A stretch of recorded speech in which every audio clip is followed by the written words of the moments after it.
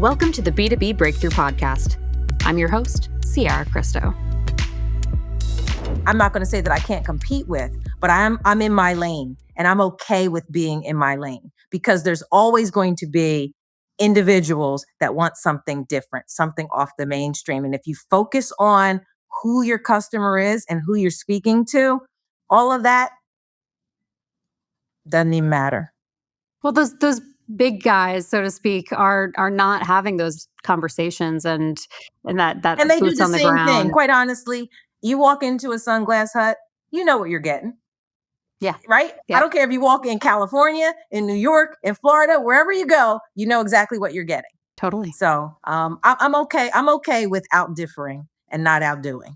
I think that's so cool. And so how are you reaching them then? So, as you're differentiating.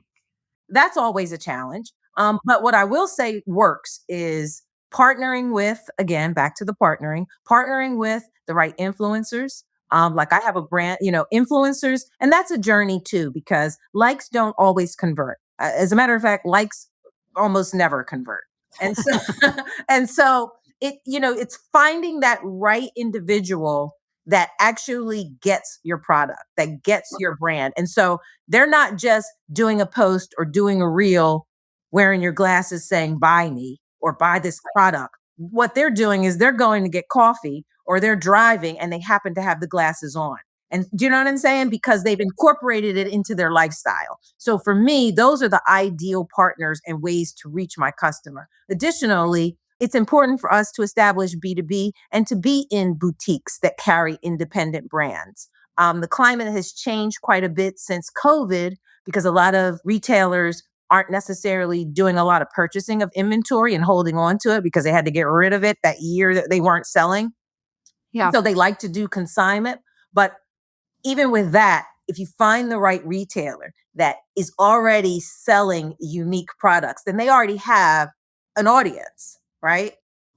So that is another way that I'm trying to reach. Also, expanding outside of the U.S. I'm working with a brand consultant that's in Dubai, and so that's a market where it's always sunny, where it's always hot. So why not, right?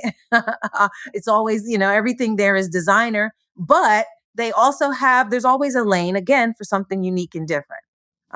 So you just have to you have to really be creative. You have to really think outside the box. I know I keep saying that, but it really is a think outside, to be open to exploring all types of avenues. I think another thing that works for us is being on marketplaces, different marketplaces that carry eyewear or other accessories that are unique and different. They have an audience, right? So it's not just you. You don't have to bear the burden necessarily. If you're partnering and you're making the right connections and your visibility is on in all these other channels, then you can reach your audience through them.